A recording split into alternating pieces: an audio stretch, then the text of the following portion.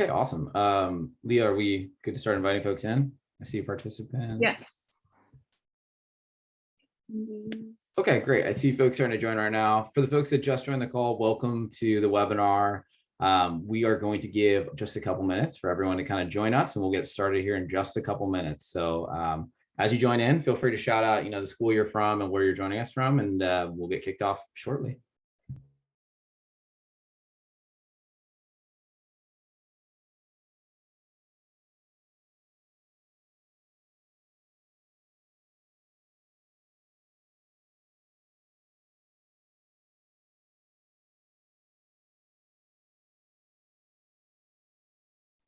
All right, I'm going to say this a couple times because the participant count's going up quickly, but for the folks that just joined, welcome to our webinar. We're going to get started here in about 2 minutes. So in between time, feel free to shout out like Brian did. Nice to see you, Brian. What your name is and where you're joining us from. Thanks, everyone.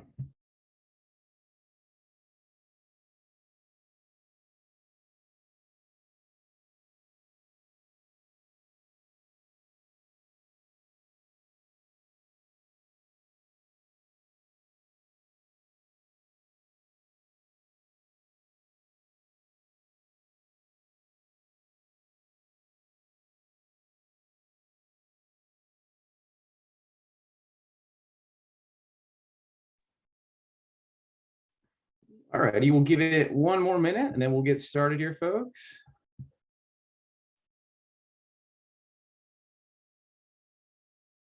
Thank you for the people that have put their name and college in the chat.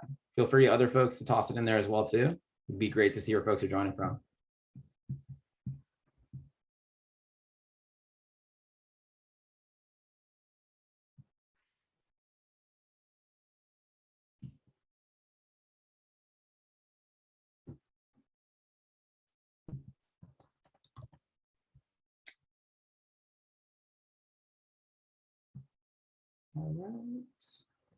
All right, and with that, we're about 10:04 here, so we're going to go ahead and get started.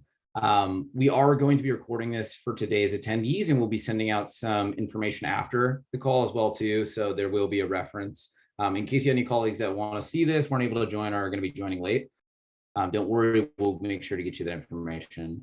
And with that in mind, I want to just take a second to do a couple introductions here. So for the folks that are joining, we have 3 different people on the call from our side. So I'm actually going to kick off. I'll have Shelly say hello, and then I'll pass it over to Luke finally. Folks, my name is Zach Drollinger. I am a director of partnerships at Coursedog.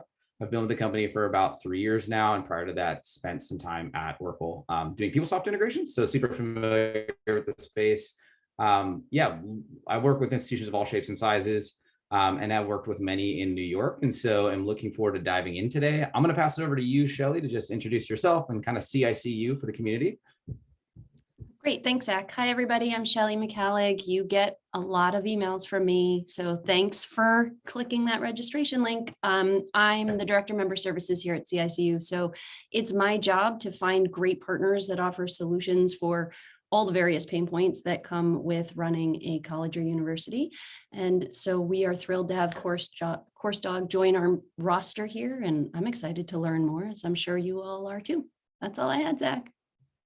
Awesome. And then finally, I'll pass it over to Luke Phillips, joining us from the Pratt Institute.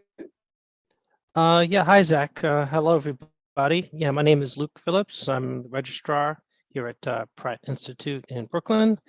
And we're here just to talk about our current implementation of the Coursedog products and some of our experiences so far. Zach invited me and CICU. So I'm new to the CICU family, but I'm glad to be here talking to everybody.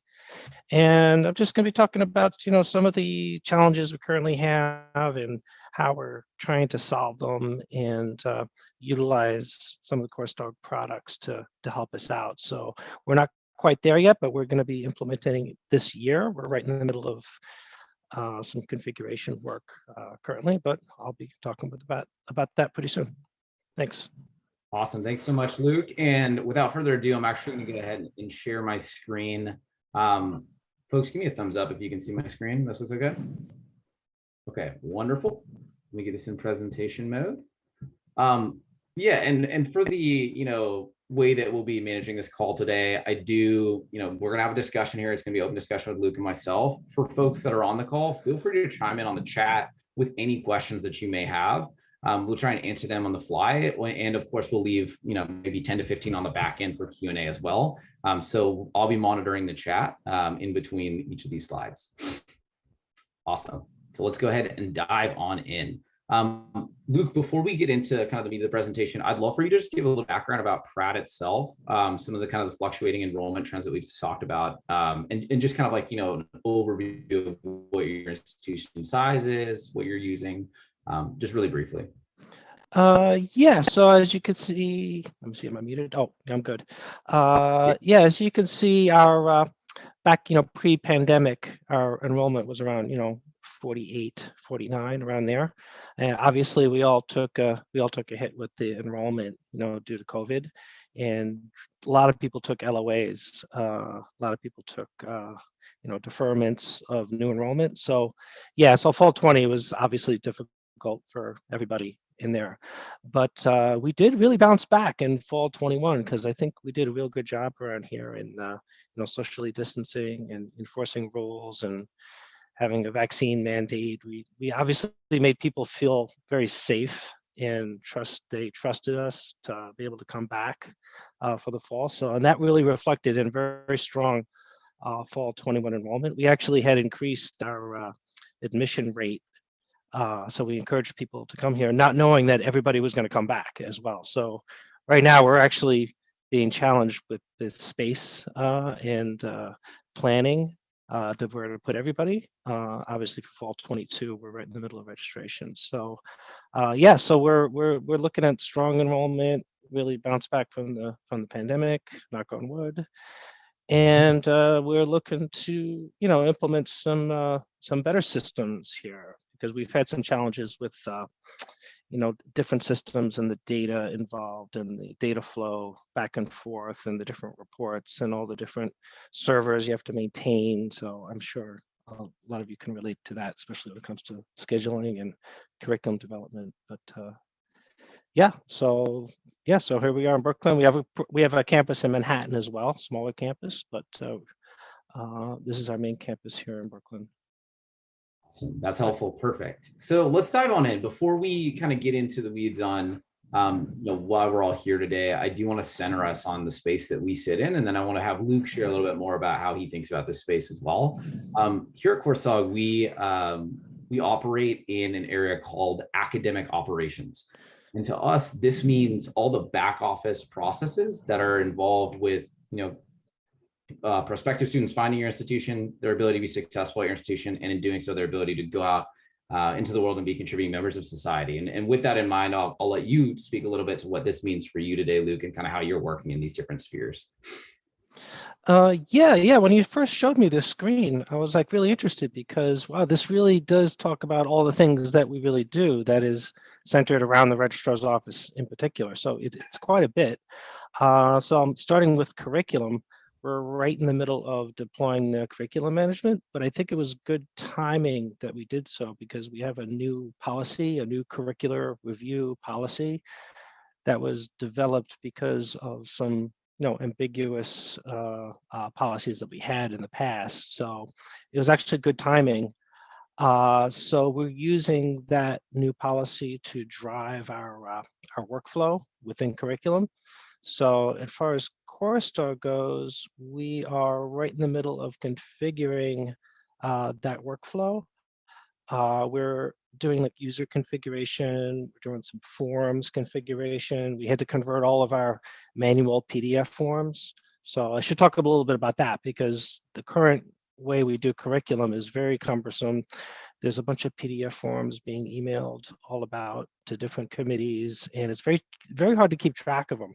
And I'm on an institutional committee, but oftentimes what I see happening is I get these forms at the last minute, and I wasn't aware that it was in the pipeline. So it would be really helpful to see something actually in the pipeline. And one of the reasons we picked Coursedog is because they had a real kind of global view and a real strong workflow between the different committees and making the forms electronic. So yeah, so we're looking forward to getting a kind of a global view of the courses and the programs, and the ability to like create agendas for committees and assign who's on those committees, so we can really track our curriculum as it gets developed. So that'll be really helpful to me, and eventually get it into our SIS. So as part of, now moving on to policy administration, yeah, I just talked about, we have a new policy. So we really saw that Coursedog, we were able to actually implement that policy directly into the forms and the workflow. So you don't oftentimes get a chance to do that directly with the software, actually implement an actual policy. So we're in the middle of that, but that has gone well so far. Academic scheduling, that's a big one. Yeah, I mean, I've got a team, I got two, 3 people who actually do that full time. So it's definitely involves a lot of exports, a lot of imports, a lot of manual entry. So Coursedog has a module that will assist you with scheduling and give you some forecasting. So we're kicking the tires on that one. And we're scheduled to go live with that one in September, so we can hopefully successfully deploy our spring 23 semester using Coursedog, as opposed to our old way of doing things, which was a lot of spreadsheets going around, which is not efficient and causes some conflicts. Yeah, accreditation, we're due for Middle States accreditation next year. So we're hoping this kind of integrated system will help us, get some reports out a little easier, help us with that. Degree auditing, we use that extensively. We have a colleague system, which is actually quite strong with degree auditing, but one of the reasons we liked Coursedog is because we saw that it integrated actually with the data within the degree auditing, which I understand is going to be a little bit down the road because it's one of the more advanced features, but just to be able to kind of peek into what's going on in degree audit, especially in terms of like what people need and forecasting, like numbers of sections going on, because I get those questions a lot. And finally, yeah, instructional and space resource. That's a big one because not only do we have classes, we also have events. We have quite a lot of events around here. Being an art and design school, you can imagine we have a lot of exhibits and events. So we actually did not purchase that one yet. We use something called 25 Live, which is okay, but it does have a few problems with integrating with our SIS. But it's definitely a factor in this entire operations. And finally, catalog development. That's interesting. We already have an e-catalog. We use Coursely for it. And we were actually going to go with Coursely for our curriculum development, but then Coursedog came along and they started showing me their products, and we realized that it's very important to have a real-time interface with our SIS, and Courseleaf didn't have that, but Coursedog did, because Courseleaf relies on like an overnight feed, but when it comes to curriculum and scheduling development, that overnight feed one way was not going to work out for us. So we decided to go with Coursedog. So yeah, so I went around the wheel there, and hopefully I gave you a little context, Zach. So awesome. Yeah. Hand it back to you. Appreciate that. And again, yeah, so these really are the registrar's office processes. You sit in Luke's office or other folks that are on the call for registrars, and they tie up to a lot of our higher arching goals as far as student success, enrollment management, so forth. And we're going to touch on that later in the presentation. Now, with that said, I want to get a feel for the audience who's here right now, how you all are thinking about managing these processes that Luke just talked through today. And I'm going to actually launch a poll, if you can help me out here, Leah. And yeah, feel free to respond with, if you're managing these processes as manual processes, maybe you're using point solutions where you have, maybe a room scheduling tool or just a catalog scheduling tool, or you have technology in place that's managing multiple of these processes. And I'll give you guys just a minute here to kind of fulfill your answer in here.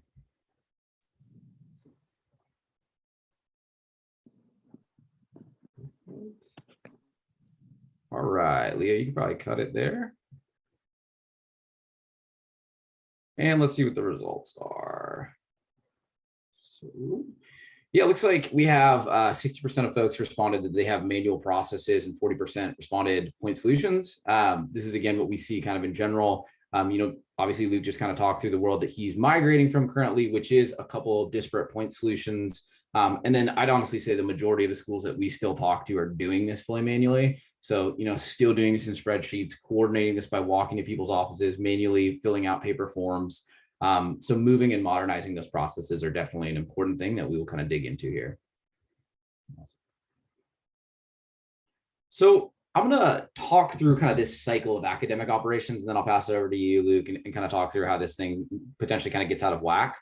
The idea of academic operations should be a fairly simple process, and it is cornerstone of institutions' ability to be able to, serve timely, relevant content to students and continue to innovate over time. So if you think about this, you got to start with the idea of being able to propose new programs and new courses and being able to edit and update courses to keep them relevant and up to date for students. These should be added to a curriculum source of truth, which can be then used into your schedule to create student-centric schedules to make sure we have enough seats for students, and then push to a catalog where information can be publicly exposed. And as this continues to go faster, we are able to quickly iterate on what our offerings are. However, what we see in a second is that this process is highly siloed at most institutions. And I'll pause there and let you kind of talk to your experience here, Luke, as well. Yeah, I could definitely relate to this screen as well, because it really starts with the updates to courses or programs, which is real important because, faculty, departments, they have new programs all the time. I was actually just in a meeting this morning that a new program is being proposed, Master in Fine Arts and Fashion Design, which is really fascinating. But there's a lot to that, and it has to get eventually added to the curriculum. Right now it's just on a PDF form, and you just happen to come across it when it comes your time. And unfortunately for me in the registrar's office, I'm usually the last to know about stuff that's going on people have been thinking about for maybe years. And it's okay, well, I wasn't technically on that committee, so I didn't know, but it would have been nice to actually see that from the beginning. Another problem is when you're adding it to the curriculum, you got to make sure that all the components are there for that program. Like all the courses have been, properly vetted and properly approved. If there's new courses involved with the program, that you got to make sure that is, organized and you can part of the whole, right? So adding it to the curriculum. Now, adding it to the curriculum, that's a whole.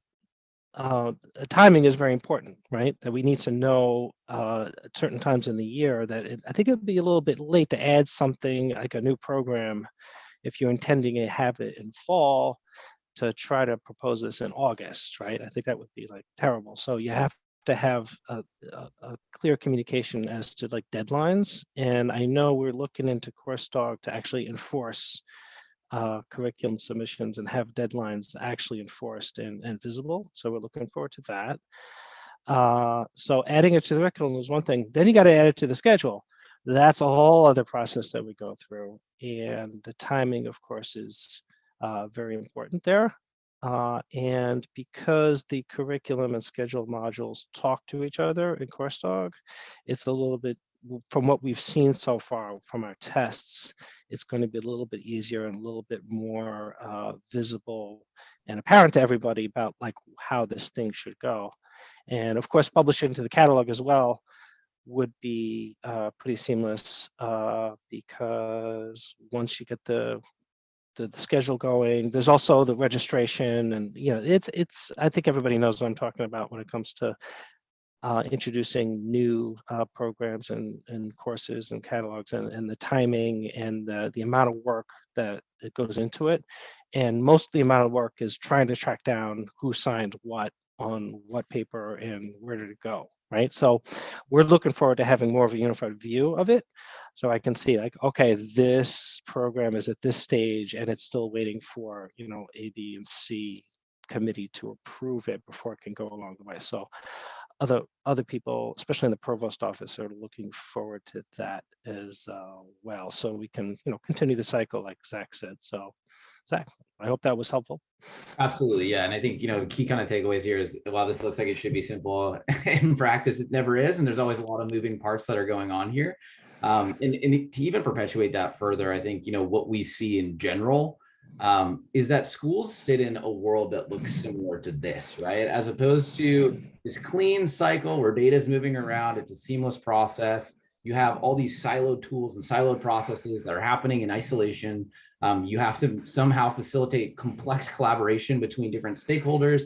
There's sometimes 2x or 3x manual data entry across these systems, and it needs to make it back into the student information system. So there's a lot of room for error for jeopardizing data integrity, but also making sure that all these processes get done seamlessly. And again, I'll turn it over to you, Luke, kind of talk through how you kind of think about this as well. Yeah, there's another graphic that I could definitely relate to because I can identify certain systems which we currently have which are dedicated to that particular process, however only kind of tangentially connected to our SAS eventually and requires manual entry back into it. I'll start with the class scheduling. So for class scheduling we export a Google Sheet for each department. We have 5 schools, about 50 different departments. So each one needs a custom, export. And then they have to manually update it. And then we have to manually update it again back into our SAS to deploy our schedule. So obviously some mistakes can happen there. It's rather inefficient. People don't get a global view of it. They don't get a real-time view.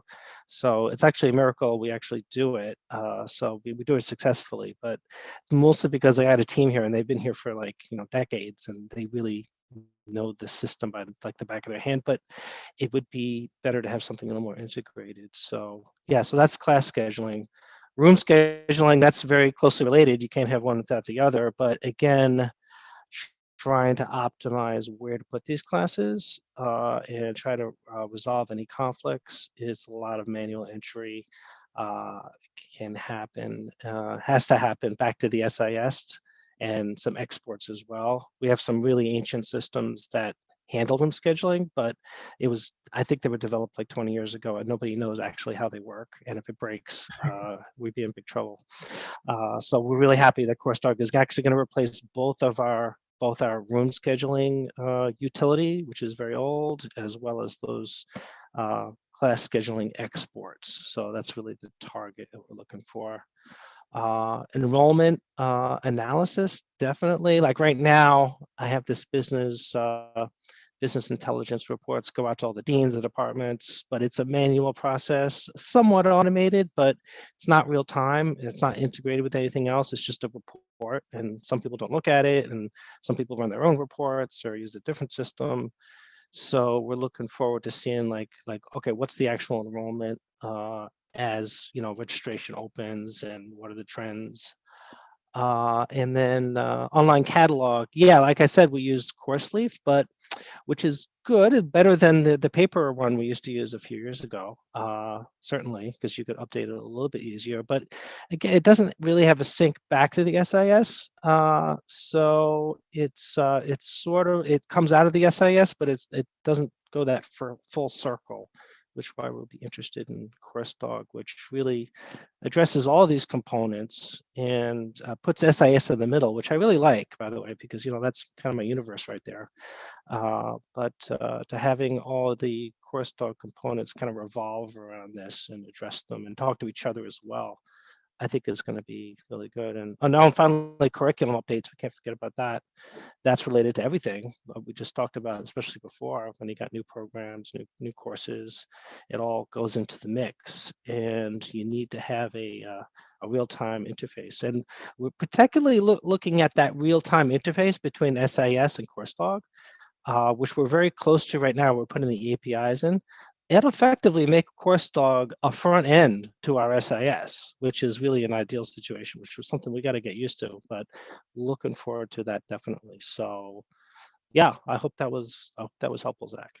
Really good points, yeah, and I think a lot of schools are starting to see that same trend where Coursedog is allowing them to extend the life of legacy SISs and certainly make other student information systems like Colleague more accessible and more actionable for non-technical end users. A lot of us know who log into Banner or Colleague or PeopleSoft that the screens aren't the most necessarily intuitive and there's a decent amount of training required. So how can we make that simple and easy for the employees to use while still allowing them to manage complex business processes that are involved with these different needs across the institution? Awesome. So yeah, now I want to just kind of open it up for a couple questions on, why you thought about going with Coursedog. So broadly to you, Luke, when you were thinking about adopting academic operations, what were the key considerations that were playing in for you? Well, actually, this started a few years ago when we were looking for a catalog. That was actually our main driver because we had these, I'm looking at them right now, so over on my shelf. For decades, we published this paper catalog for undergraduate and graduate, and they're like 300 pages each. And as soon as they published them, they were out of date, right? Or if there was any mistake that happened in it, we'd really have to live with it. Very cumbersome, very expensive too to create, and not always integrated with the information on our website. So that was a couple years ago, and we actually went with CourseLeaf to begin with, which was fine. It's a solid product, definitely. And they also have a curriculum module over there at CourseLeaf, which was integrated with the catalog. So we were actually really set on going that, but then Coursedog, they started reaching out to me, and I was like, at first I was like, yeah, okay. How many software companies really reach out to me every week? I probably get dozens a week, right? Usually I just delete them, put them in spam, whatever, right? But these guys were really persistent, and they were like, no, we really think this would be a good match. I was like, all right, we gave them a good chance. But I really held their feet to the fire, and I said, look, this is what we need in terms of curriculum. Okay, we already got catalogs, so let's not worry about that. So we're really looking at curriculum. We're looking for like a real-time integrated interface. We're looking for easy workflow. We're looking to be something to set up, something that we can adapt to like way we do business, as opposed to you telling us like how we do business or how we should do business to fit your model. So and that was a big initiative from the provost office, which we report to the provost office. They wanted better curriculum development because we're really into quality of instruction and quality of courses, quality of programs. So we really need that, and our current curriculum development process is just too cumbersome, about to collapse under its own weight. So that's what we were looking for in terms of operation software. And so so as we were doing that, then the provost office also is interested in scheduling rooms optimally, right? And it's like, which is also something we're interested in. So they're like, okay, well, if we're going to go with this Coursedog, we're going to have to get the room scheduling too. I was like, all right, you got a deal. So we managed to get both products, the curriculum and the scheduling. So we're going with that. So how did things work before? It's a miracle it ever did. Challenges, I think I talked about some of the challenges, all the siloed. And ultimately, what it means for us is a whole lot of work in trying to get all these systems together, getting the data to flow. And the students, sometimes they suffer because, we could have deployed something a little cleaner, a little earlier, and getting, like a new program to get off the ground, to get that together with on the website in admissions in the new catalog, to get more students. Yeah, so Zach, what do you think? Awesome. That was really helpful. I appreciate it, Luke. All right, let's go ahead and move on. So I'm gonna, take over for a little bit. I want to talk through kind of some of the high level things that we're seeing in the industry. And we'll bounce a couple questions your way to keep it nice and relevant, Luke. But yeah, I just want to take a step back and talk through what we've heard from other administrators as well, too. I always like to keep a broad point of view across institution types because I know that everyone's a little bit different and every institution has its own idiosyncrasies. But across the board, here's some common themes that we have seen. And so, the first administrator quote that I like to always bring up is it's challenging to have a holistic long-term view instead of just thinking about the next term. And Luke, I think you talked a little bit about this, how you're saying it's a miracle we even got scheduling done, much less the ability to truly plan far in advance, right? We see a lot of schools that are actually moving to, planning up to a year in advance as a model, as they get this process more streamlined. When you're working in the vacuum that is manual processes and you're gluing together a lot of different systems, of course, that's a blocker to this. And so we see a lot of schools that are in a constant reactive state that are putting out fires rather than being able to move to this proactive view. Does that resonate with you, Luke? Yeah, absolutely.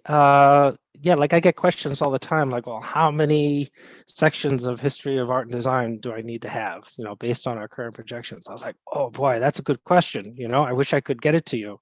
And, if I had a whole team of people with me to develop these programs, I might be able to give you an answer, but it was a very difficult question. Or I get questions like, when would be the best time for me to hold this design class? Are Fridays better or Wednesdays better? It's like very difficult to parse through the data. I know the data is in there, right? But we were really looking for a tool to pull it out effectively, and like to have departments actually look in and make some sense and think about projections and what how many faculty they have to hire, things like that. So things that I wish I could help them with, but I really need better tools. So we're hoping that you guys could help us out with that.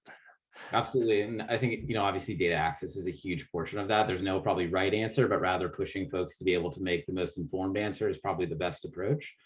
Before I move on to the second quote, I do see there is a live question. So I'll actually bounce this over to you, Luke. The question here is, in addition to streamlining processes, what has been the fiscal impact on cost savings? Leslie, I'll caveat this by saying Luke is still in the implementation period. So maybe you can talk abstractly about what you foresee this will ultimately mean for your institution. And if you're curious to learn more after this meeting, Leslie, we can certainly give you some live schools to talk to as to what their ROI has been. But I'll pass it over to you, Luke, if you want to talk through kind of what you anticipate this will mean for you all. Yeah, interesting question. So the streamlining of the processes. So obviously, yeah, we haven't actually done it yet, but we're actively looking at our workflow very carefully to see like where we can streamline it.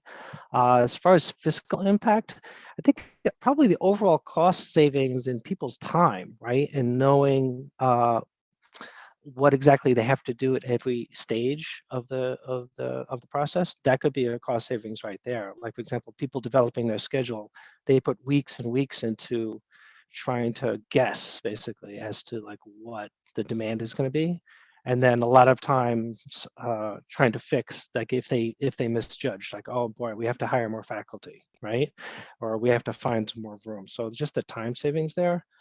So other cost savings would be, let me think here. Yeah, mostly just people's time. I think people's time is the most valuable, as well as, oh yeah, I know what I was going to talk about. Like with people, they want to develop new courses and new programs, or maybe a new elective, a new minor, but they ask me, when is the best time to hold this, right? What is the optimum time to have this class where I'm not going to be interfering with people's core classes, right? And we were particularly interested in some of the demos that Zach, that some of your people gave, that would show you like this heat map, and you could customize it to say like, okay, like if I'm going to target this new course with these types of students, when would be the best time to hold it, right? So right now it's kind of a shot in the dark, and people are very hesitant to deploy new things because we have we have a schedule that's not really visible, or it's not really, you can't really get that type of information readily off it. So I would say that could definitely improve, like fiscally. Actually, we could actually get more students and maybe pack them, get better classroom utilization as well. Absolutely. Those are really good thoughts. And the other ones that I'll call out from partners who have been live, I'd say the big ones are, you hit time savings on the head. I'd also say space and instructor resource utilization gets greatly improved. And because you're better able to forecast adjunct, hiring, for example, or how you're utilizing your rooms on campus, there's a lot of cost savings we see there. And then the final one is really balancing sections. And so, you're not live on the tool yet, Luke, but we do see many of the schools out there have, over 50% of their sections unbalanced. And so helping them to understand where they can make strategic cuts and where they should be making strategic adds that are potential bottlenecks is another area that we do a lot of evaluation on, and where we empower our current users. So yeah, good thoughts there. I'm going to move on to the second quote. Many students don't find the courses they need, and they go off path early in their academic career. This one happened to me as a student. We had, similar to what Luke said, a 500-page manual at UCSB that you had to go get from the registrar's office, and it was really unclear as to what courses fulfilled what, and much less what the different programs were and what I could ultimately do with them. So helping students to understand very clearly, if you come to my institution, here's what you need to do to be successful, and if you do that, here's what you should be able to do. Giving that view to students is something I think we all have as an aspirational state. How can we move more toward that? Again, Luke, I'll let you share any thoughts that you may have before I move to the third one. Yeah, this has definitely come up. I mean, we do a good job with degree audit, so people can see like, okay, this is what you've taken and this is what I need. Where sometimes we fall off the rail is we have pretty tight margins on some of our academic programs. I'm thinking of one, like we have a undergraduate in industrial design. And for some reason in the third year, there's this huge demand for studio classes in industrial design at the 300 level, right? And the classes fill up real fast. So I think they're operating on really, really tight margins over there. But it's hard for us to really see that on a global view, which I just know when there's always that one or two students like, oh, I can't get this course that I need. And it would have been better to have a proper forecasting tool available to the department to say like, hey, you've got 24 students who are going to need this Studio 3 class in the coming semester, and be able to plan for that properly, as opposed to scrambling at the last minute to realize that, oh, wait a minute, because even one or two students short, and it's going to be a problem for those students. And you really can't have problems like that for students who, they're paying a lot of money and they want to finish their career on time. So we don't want them to go off the path. That's like probably my number one job here, is to make people don't go off the path. So we're looking forward to anything you guys can come up with, Zach. Yeah, absolutely. Good thoughts there. And again, I think, degree audit is the first step. And then after that, being able to get early detection for those students that are risk is obviously kind of the ideal state. A lot of schools we talked to today don't even have degree audit data that's super clean yet. So kudos to you, Luke. I know you guys are doing great work, but you're on the right path. Then being able to make this data actionable and be able to better forecast, similar to what you just said, I think is a really important part of the process. So showing, these students are going to get directly impacted is something that we can definitely kind of talk more about. And even more so, for me, to echo what you said, I actually had to take a semester, additional semester over summer as an out-of-state student. And so the financial burden was shifted to me when the institution wasn't able to fulfill what I had actually signed up for as a student earlier on. So really thinking about that student point of view, it's, kind of brings it front and center. The last one I'll touch on here is we have trouble during late registration having enough high demand courses and sections available for students. So yeah, again, we see a lot of institutions have a hard time, and so they end up last minute canceling a bunch of sections that doesn't make sense to offer, or they have such bad visibility into bottleneck courses that it ends up blocking students from kind of getting down their pathway. Now, Luke, I know you guys are a little bit more along here, but as you think about kind of enrollment tracking and these last minute tweaks to the schedule, how do you guys kind of approach this situation? Well, that's a good one. Usually, yeah, there's always kind of when it comes down to the late registration, usually the 2 weeks before the start of classes, that's really the critical time, is where I really have to reach out to departments and say, hey, wait a minute, we have a policy that undergraduate classes need a minimum of 6 students and you only have 4. Like, okay, so what are we going to do about this? And it gets a little touchy, and we have to go back and forth with, oh, well, certain classes are required for the degree, certain classes are not. So there's quite a lot of communication going out, and quite a few manual processes and custom reports that I have to pull and send to the deans and the chairs to really identify these classes where they are. And I got a feeling that there's too many of these, right? So having a system overall to be able to detect or maybe flag high demand courses, because we have thousands of courses and lots of departments, so it's difficult to get a global view. But during late registration, having enough courses, yeah, that's definitely probably one of the number one student complaints. That's like, oh, I really need this course and I can't get it. And I mean, you can't make everybody happy all the time, but just having a tool available that will flag these things and let us at least know that it's a problem and a little more efficiently, I think would be a good thing, especially as we get close to the start of the semester and we can start seeing what the difficulties are. Absolutely, good thoughts there. And again, moving to a kind of a proactive model, having more visibility into your data, it just helps you better approach these processes more broadly. So yeah, just some of the challenges we see institutions facing. I think those are kind of into the weeds cases of what we see that can be a result of siloed or manual academic operations. What we ultimately see is that these contribute, and we've done some research on folks that acquire Coursedog, to challenges that a lot of institutions are facing. And so I think I'll kind of tie these in a second to how they pertain to Coursedog, but more broadly, what we're seeing in the space today after COVID is we see large enrollment fluctuations similar to what you folks are seeing at Pratt, right? There's a big rebound that where all of a sudden enrollments are coming back. We need to have the appropriate support infrastructure in place for our enrollment to go way up or for it to go way down, and what that ultimately means to adjust to that. Rising dropout rates, as there's more options for students out there, or there's more things that are blocking for them or non-traditional students from getting to their degree, we see folks that are leaving college and university to pursue other paths or go straight into the workforce. So how can we better retain them and give tools to them to be better successful in doing so? We're seeing that there's heavy increased competition with a lot of new types of programs that are, kind of pulling students out of higher education, as well as other institutions who are competing better for students. So how can we as an institution modernize what we're doing and better compete for students prospectively, as well as things like, aligning academic to workforce needs, and then increasing staff turnover due to kind of manual processes when they have the ability to now go into like private sector jobs, so forth and so on.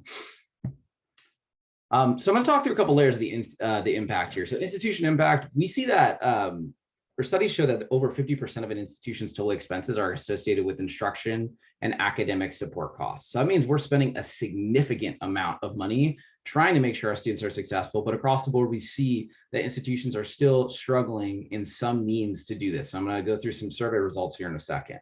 Now, with that said, this also lends you to understand that if we can make these processes more efficient, there is large cost savings to be had as we think about fiscal responsibility for institutions, if we can make these more efficient and if we can use this spending in a more effective way to better support students.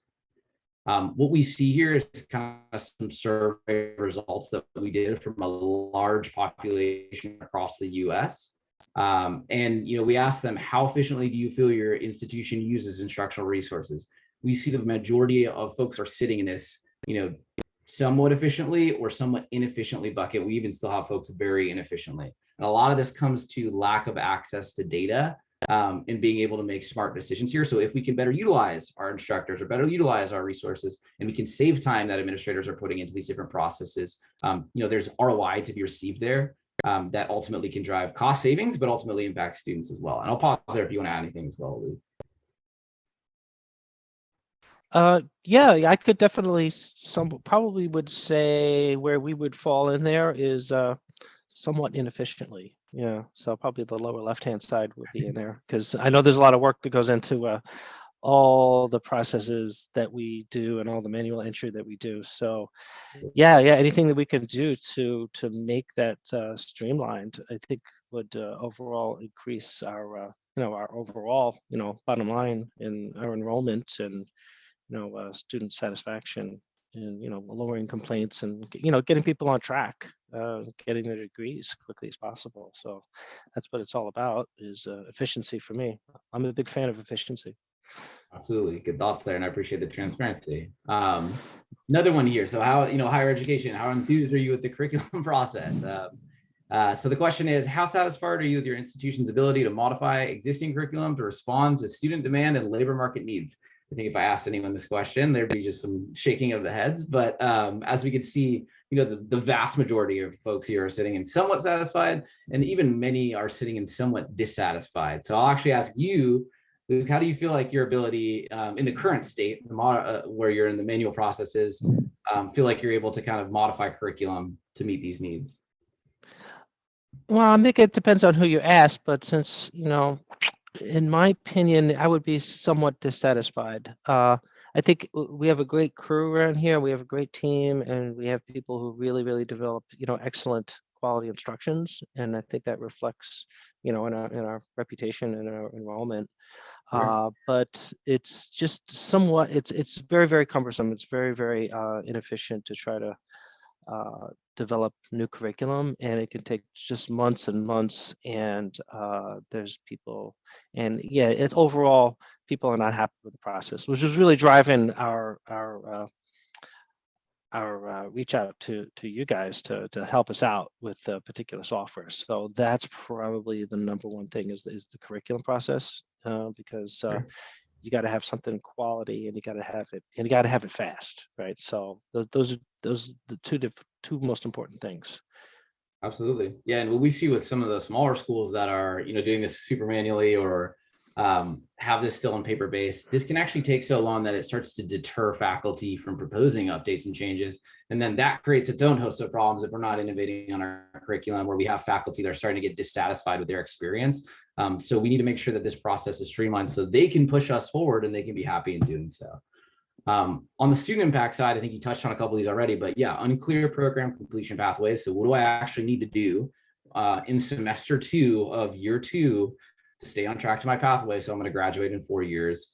Misalignment to academic schedules and student demand. So if we don't have visibility into how can we tie the academic administrative scheduling process to student actual needs and degree audit, we are essentially flying blind, and we're going based on historical numbers, when historically the past 2 years haven't been the greatest representation of where enrollments may be or where they may continue to go. So we really want to have that programmatic element of how can we tie this to student need rather than kind of flying by, the seat of our pants and going off what historically has worked well for the institution. The final one being here, tying conflicts that prevent students from accessing the courses they need. When you're working in spreadsheets and you have departments that have codependencies or there's co-requisites within their own departments, it can be really hard sometimes to make sure that when you're building the timetables and you're actually scheduling those classes, you're not putting co-requisites over each other or classes that like to be taken together over each other. So making sure that we're building in logic to think through how classes should be placed and their relationships amongst courses themselves. And again, I'll pause here and see if there's anything else you want to add, Luke. Yeah, no, that was very well stated, actually, because I think we're doing a good job so far. We're off on the right foot with the completion pathways. We have our degree audit really fine-tuned, so Sure. people know what they need to take and when they need to take it. So I think we're doing a good job there. But the next point is the misalignment of with the student demand. That's where we run into trouble. That's where we're having a lot of trouble offering the right number of seats for the right classes. And yeah, time conflicts, that's probably the worst problem we have. Whenever I get somebody who has a time conflict, it's like, oh, wow, if I could graduate if only I get this class, but it's only available in times that I have other classes. So it's like, oh, and you don't want to have to solve that problem for anyone, really. You want that to go. So we're really looking forward to having a system like you just described that would mitigate especially those problems that prevent students from, getting the optimum schedule that they want. Because that's really what most important to students, especially with their working, they need to have, no, I can't go on Fridays or I can't go on Saturday, that they need an optimum schedule. So just to be able to set the stage properly with with actual data, to back it up based on demand, that would be just like the holy grail for us. So hopefully we can do it. Awesome.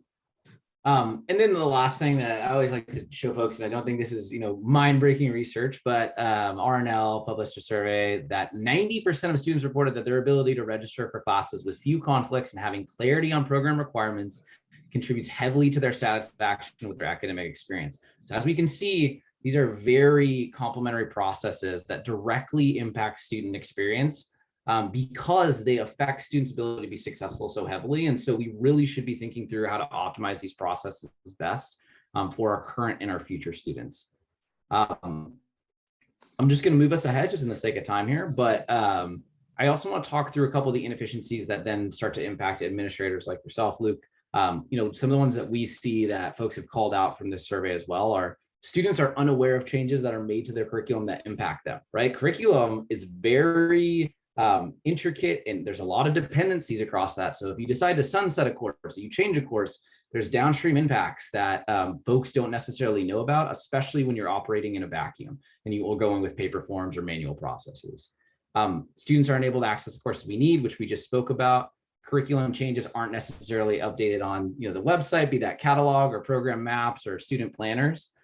We see that because they're sitting in silos, there may be a lag there, or you may have out-of-date data. I was actually speaking to a school last week who had an inactivated course on the catalog for 5 years, and luckily no one registered for it. But of course, having out-of-date information on there directly impacts students into what they understand you actually offering. And then the last two being the catalog doesn't reflect courses offered, program requirements, other policies, and students must contact administrators or go in person to access basic curriculum information. So yeah, as you can see, there's a lot of issues here. Now, we talk about the issues of traditional students being able to get the courses they need and being able to access that information in a readily available way. But this is disproportionately hurting non-traditional students. So we see students that have full-time jobs, or that are relying on transit, or are low income, or rely on financial aid, are disproportionately impacted by poor scheduling processes and poor access to your offering data through catalogs, through degree maps, so forth and so on. So you really need to make sure that not only are we optimizing for this traditional population, but also these non-traditional populations of students. And Pratt is a unique instance because you guys are an art and design school, but I'm curious, do you see this at all on your side as well, Luke? With are you guys thinking about non-traditional students? Yeah, definitely. I mean, we always get issues with people who can't get the optimum schedule because they're working, or they have childcare issues, or definitely financial aid, low income. Yeah, it definitely impacts. These types of problems could really set somebody off the rails, especially if they've got other life issues, right? Or things that they're thinking about, because oftentimes we don't think about that. We just think about our own worlds and trying to avoid conflicts and getting people registered. But we got to think about the people behind what we're doing as well, right? All this data coming in, and registration in classes. There's real people behind that. So especially with people who have needs like this, or special considerations. I mean, me as a student, I remember just poring over that schedule every semester and making sure, just really being so dependent on. I was like, wow, if that class was only at 5:30, but it's at 5 and I can't take it because I have to work, right? So it's like, it really comes down to the wire, and it could really make a big difference to individual students the more you think about these things as you're developing your curriculum. So yeah, you always got to think about the people behind it. So these are all good points. Absolutely. Awesome. And then I have another audience question, and I'm going to dive into a little bit more about Coursedog specifically. So for the audience, how well do you think your institution incorporates data into the course scheduling process? We don't incorporate it all. We use historical data. We pull a lot of reports from the SIS and other sources, but aren't always sure how to use it, or we effectively use data to create course schedules. And I'll give you folks just a minute here. Let's see. Awesome. All right, Leah, can you push that forward for me?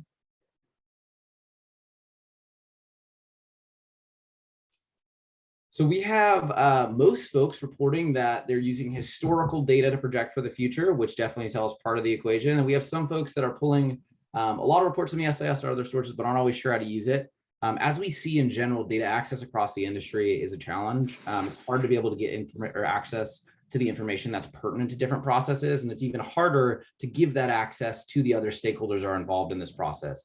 So, Luke, you're ahead of the curve. You're sending out BI reports to your departments on different aspects of the scheduling process. How can we give them self-service data so they can make the best driven decisions, not only for their students, but also when thinking about instructional resources?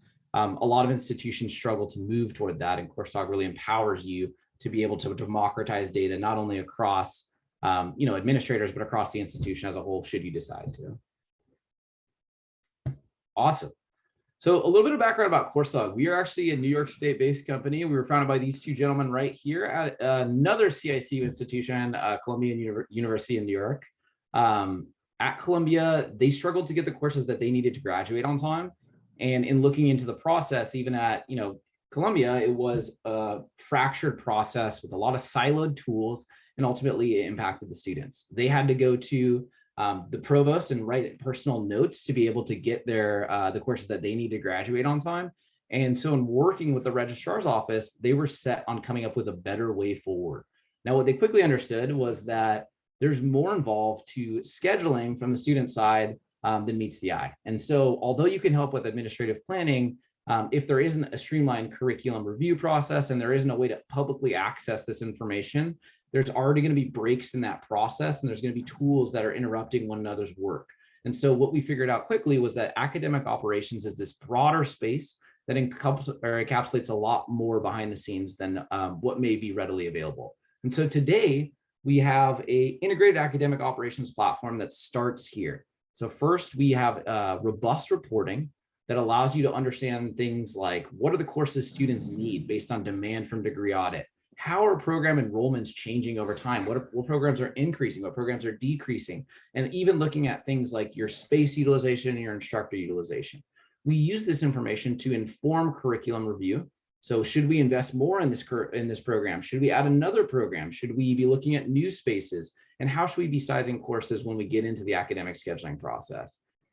Finally, how can we present this publicly to students so they know what time courses are, what are all the offerings we have, what are the programs that we have, what are the program maps that we have for prospective students, and then utilizing our campus resources for other revenue generating activities. So maybe we offer events on campus. Maybe we want to just think about this in terms of student life and student well-being. We need to have certain organizations and the ability to reserve rooms. We want to have a full suite that manages all these processes, and this cycle continues. Awesome. I'm going to talk through just a couple high-level benefits here because we only have a couple minutes left, and then I will turn it over, and I'm happy to stick around for a few minutes for any remaining questions. We do help schools to fight declining enrollments. I have a powerful marketing catalog that is SEO optimized and helps you to be able to, optimize keywords in different areas. So that way you're getting crawled to the top of the search no matter what. We also have the ability to do web analytics and track how people are utilizing your catalog. What are the pages they're going to? Where are they dropping off? And understanding how we can make that more actionable. We have faster curricular turnover with forms and workflows similar to what Luke is adopting that allow you to accelerate that review and innovation process. And in doing so, you're able to quicker react to job market trends and needs as we think about the workforce. Now, lowering dropout rates, we build student demand-based schedules from degree audit. We have fewer last-minute changes because we're better able to proactively forecast, and we make accessible, publicly available completion pathways so it's always obvious what students need to do to be successful. We also help them to stay competitive by making these offerings accessible online in easy-to-use formats. Again, talking through that SEO and making it easier to meet students where they stand. So give them access on their phone to the catalog with all those tools involved where they actually live their lives, or allow them to access on their tablet, no matter where they are, make it so it's actionable information for them. And finally, enduring funding unknowns. As we think about, fiscal responsibility and operational excellence, we really need to be utilizing data into how we as an institution are investing across our resources. So Coursedog helps you to optimize resource utilization while still maximizing the ROI that you're getting from the academic schedule, the curriculum management process, and the catalog review. All that said, right up here at the end of the hour. So I want to take a second to thank yourself, Luke, because I really appreciate your thoughts and your insights in this process. I want to thank Shelly and the CICU community for the chance to speak to you all. And I want to, of course, thank everyone that attended this webinar for coming out and learning more about Coursedog. We will send some follow-up information and contact should you want to learn more. And of course, we'll send a recording in that deck as well, too. So any last minute thoughts from Shelly or Luke here before we cut the feed? No, thanks for giving me the opportunity to talk. It was actually very useful because I'm going to have to start talking about this internally with the community very soon. So this is good practice.